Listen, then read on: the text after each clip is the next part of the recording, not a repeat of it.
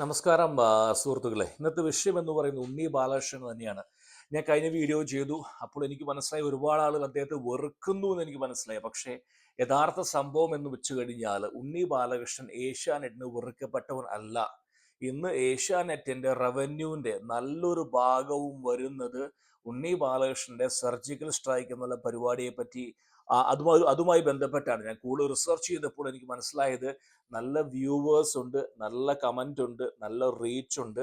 ഇന്ന് മലയാളത്തിലെ ജേർണലിസ്റ്റുകളിൽ അദ്ദേഹം വ്യത്യസ്തനായി മാറിക്കൊണ്ടിരിക്കുകയാണ്. കാരണം ഏഷ്യാനെറ്റിന്റെ മൊയലാളി ആരാണ് എന്ന് നിങ്ങൾക്ക് എല്ലാവർക്കും അറിയാം. അദ്ദേഹം മിടുമിടുക്കനാണ്, നല്ലൊരു ബിസിനസ്മാനാണ്. അദ്ദേഹത്തിന് വളരെ വ്യക്തമായി മനസ്സിലാക്കി 8 മണി ചർച്ചയും 7 മണി ചർച്ചയും കൊണ്ടൊന്നും ഇനി ചാനൽ മുന്നോട്ട് പോവുക അസാധ്യമാണ്.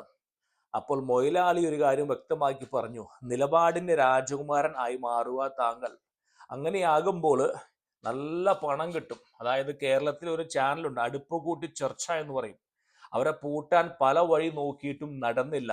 സുപ്രീം കോടതിയിൽ പോയി, സർക്കാർ നിരോധിച്ചു, അങ്ങനെ വിധി വാങ്ങി തിരിച്ചു വന്നു.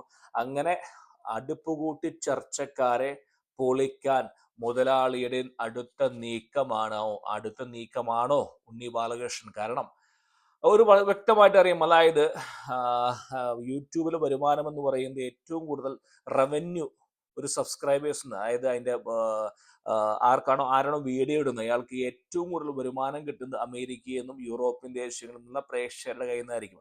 അവരാണ് കൂടുതൽ ബൈങ് പവർ. അവർ കാണുമ്പോൾ കൂടുതൽ റവന്യൂ കിട്ടും. രണ്ടാമത്തെ റവന്യൂ വരുന്നത് മിഡിൽ ഈസ്റ്റിൽ നിന്നാണ്. അവിടെ നിന്നാണ് ആരുടെ റവന്യൂ വരുന്നത്? ഈ മീഡിയ വണ്ണിന്റെ നല്ലൊരു വിഭാഗം റവന്യൂ വരുന്നത് മിഡിൽ ഈസ്റ്റിൽ നിന്നാണ്. അവർക്ക് അനുകൂലമായിട്ടുള്ള സന്തോഷിപ്പിക്കണം. അത് anti India, anti anti Modi, anti India, anti Modi, പിന്നെ നെതന്യാഹു, ട്രംപ്, ഇങ്ങനെ ആ ഒരു സ്കോക്കസുമായി ബന്ധപ്പെട്ട് വീഡിയോസ് ചെയ്യുമ്പോൾ നല്ല റീച്ചാണ്, ഒരുപാട് പണം ഉണ്ടാക്കാം. ആ ഒരു മേഖലയാണ് ഇന്ന് ഉണ്ണി ബാലകൃഷ്ണൻ മുഖേന ഒരു പക്ഷേ മൊയിലാളി കണ്ണുവച്ചിരിക്കുന്നത്. മൊയിലാളിക്ക് മനസ്സിലായി എന്തായാലും പണമുണ്ട്. ഓക്കെ, ആളുകൾക്ക് കേൾക്കാൻ ആഗ്രഹിക്കുന്ന കാര്യം ഇട്ടുകൊടുക്കുക, അവരുടെ വയർ നിറയ്ക്കുക, അത്ര മാത്രമേ. ഇതെല്ലാം പ്യുവർ ബിസിനസ്, വേറെ ഒന്നുമില്ല. അപ്പുറം നിലപാടിന്റെ രാജകുമാരൻ എന്നൊക്കെ നിങ്ങൾ ഒരുപക്ഷെ വിളിക്കുമ്പോൾ 101 രൂപ കൂട്ടിക്കൊടുത്താൽ, ശമ്പളത്തിന് 101 രൂപ കൂട്ടിക്കൊടുത്താൽ ഏത് എഡിറ്റോറിയൽ ബോഡി പോയിരുന്നും കൊണ്ടും എന്തും വിളിച്ചു പറയും. അത് ഉണ്ണി മാത്രമല്ല, ആരും. ഞാൻ അദ്ദേഹത്തെ കുറ്റം പറയില്ല. അദ്ദേഹത്തിന് കുടുംബമുണ്ട്, ചെലവുണ്ട്, മുന്നോട്ട് കൊണ്ടുപോകും. ഇവിടെ നിലപാടും മണ്ണാങ്കട്ടിയൊന്നും അല്ല ഇവിടെ. ഇപ്പൊ ഞാനായാലും ആരായാലും, അതായത് ഇപ്പൊ അങ്ങനെ തന്നെയായിരിക്കും. നമുക്ക് എല്ലാവർക്കും അറിയാം, എല്ലാവർക്കും കാലഘട്ടത്തിൽ അവരുടെ ശൈലികൾ മാറ്റും. ഇപ്പോഴത്തെ ഒരവസ്ഥയിൽ അല്പം തളർന്നു പോയിരിക്കുന്ന, അതായത് മീഡിയ വൺ അങ്ങോട്ട് പറയാൻ സാധിക്കുന്നില്ല. കാരണം ആന്റി മോഡി പറഞ്ഞാൽ പിടിവീഴുമോ എന്നുള്ള പേടിയുണ്ട്. കാരണം സാമ്പത്തിക സ്രോതസ്സൊക്കെ പരിശോധിച്ചാൽ അതുകൊണ്ടൊരു മയപ്പെടുത്തിയായിരുന്നു മീഡിയ വൺ പോയിക്കൊണ്ട്. ദാവൂദിന്റെ ഭാഷ കുറച്ച് നാളുകളായിട്ട് അമിട്ടിന് പേടിയുണ്ടോ സംശയമുണ്ട്.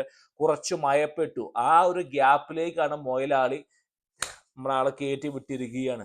ഇങ്ങേരങ്ങ് കയറി 56 ഇഞ്ച് മിണ്ടുന്നില്ല, 56 ഇഞ്ച് കുനിഞ്ഞു നിൽക്കുന്നു, നെതന്യാഹു ഓടിപ്പോയി.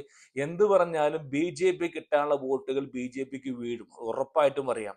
അതായത് ഉണ്ണി മുകുന്ദൻ അല്ല, ഉണ്ണി തള്ളിയാലൊന്നും BJPയുടെ വോട്ടുകളൊന്നും പോവില്ല എന്ന് മൊയിലാളിക്ക് ഇവിടെ വ്യക്തമായിട്ട് അറിയാം. കിട്ടാവുന്ന കാശ് എടുക്കുക. അതായത് നിങ്ങൾ കാണുന്ന ഓരോ വ്യൂസും ആരുടെ പോക്കറ്റാണ് നിറയ്ക്കുന്നത്? ആദ്യം നിറയ്ക്കാൻ പോകുന്ന അമേരിക്കയുടെ പോക്കറ്റ്. കാരണം യൂട്യൂബ് അമേരിക്കൻ ചാനലാണ്. പിന്നെ രണ്ടാമത് നിറയ്ക്കാൻ പോകുന്ന മൊയിലാളിയുടെ പോക്കറ്റ് ആയിരിക്കും. വ്യക്തമാക്കി നിങ്ങൾ മനസ്സിലാക്കി. ഇവിടെ നിലപാടും ഒന്നുമല്ല. അദ്ദേഹത്തിന്റെ പരിപാടി ഗംഭീരമാണ്, ഞാൻ കുറ്റം പറയുന്നില്ല. അദ്ദേഹം അത്യാവശ്യം പഠിച്ച കാര്യങ്ങളൊക്കെ പറയുന്ന ഒരു വ്യക്തിയാണ്.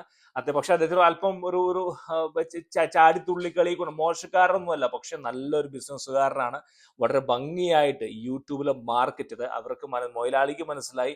ശ്രീധ പണിക്കറും പിന്നെ മറുനാടനും പിന്നെ മാത്യു സാമുവലും അങ്ങനെയുള്ള ആളുകളൊക്കെ പണം വാരുകയാണ്. ഒരു ചാനൽ, അതായത് ഒരു സാറ്റലൈറ്റ് പോലും വേണ്ട, ഒരു TV ഒന്നുമില്ല, വെറും ക്യാമറയും മാത്രം വെച്ചുകൊണ്ട് കാശ് വാരുകയാണ് ഇവരിൽ. അപ്പോൾ എന്തുകൊണ്ട് നമുക്ക് ആ ശൈലിയിൽ കൂടെ വന്നുകൂടാ? ശരിക്കും പണി കിട്ടിയിരിക്കുന്നത് 24 ന്യൂസിലും പിന്നെ മറ്റുള്ള ചാനൽസിനാണ് പണി കിട്ടിയിരിക്കുന്നത്. കാരണം അവർ ഇത് മനസ്സിലാക്കുന്നില്ല. കാരണം അവർക്കൊരു അവതാരകൻ ഇല്ല ഈ ഒരു ലെവലിലേക്ക് കടന്ന്. ഒരു 1 മില്യൺ വ്യൂസ് ഉണ്ടാക്കിയെടുക്കാൻ മാത്രം ഒരു അവതാരകൻ ഇല്ല എന്ന് പോയതാണ് അവർക്ക് അബദ്ധം.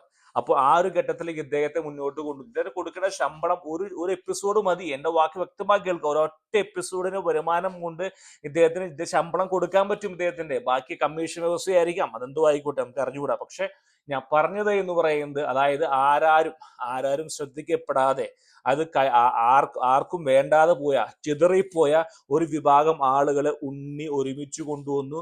അങ്ങനെ ഒരുമിച്ച് കൊണ്ടുവന്നപ്പോൾ അവരുടെ വ്യൂസ് കിട്ടി. അവരുടെ വ്യൂസ് കിട്ടുമ്പോൾ എന്താ, അവരുടെ വരുമാനം വരികയാണ്. അവർ ഷെയർ ചെയ്യുന്നു, കമന്റ് ഇടുന്നു. അങ്ങനെ ഒരു അവതാര പുരുഷനായി മാറിക്കൊണ്ട് ചാനലിലെ നട്ടെല്ലായി മാറിയിട്ട് മാനേജ്മെന്റിന് കോടികൾ ഉണ്ടാക്കി കൊടുക്കുകയാണ് ഉണ്ണി ബാലകൃഷ്ണൻ. അതായത് ജോലിയാണ്, ഞാൻ ഒരിക്കലും കുറ്റം പറയാം. It is was suppose to do. അദ്ദേഹം ചെയ്യേണ്ട കാര്യം അത് തന്നെയാണ്. പക്ഷെ വളരെ വ്യക്തമാക്കി ചെയ്യുന്ന ഒരു ബിസിനസ് മോഡലാണ് ഇന്ന് ഏഷ്യാനെറ്റ് പയറ്റുന്നത്. കാരണം പുറകോട്ട് പോയതായിരുന്നു 24 ന്യൂസും ഈ പറയുന്ന മറ്റേ ഏതൊരു മരമുറി ചാനലിലേക്ക് വന്നപ്പോൾ പുറകോട്ട് പോയതാണ് അവര്. ഇപ്പോൾ അവർ തിരികെ വരാനുള്ള തന്ത്രം അതിഗംഭീരമാണ്. ഇതിനെല്ലാം മൊയിലാളി 92-ൽ ആരംഭിച്ച പണിയാണ് മക്കളെ ഇത്. അപ്പൊ അതുകൊണ്ട് ഇനിയെങ്കിലും മനസ്സിലാക്കുക, ഇവിടെ നിലപാടൊന്നുമല്ല, ഇവിടെ എല്ലാം മുഖ്യം എന്ന് പറയുന്നത് പണം.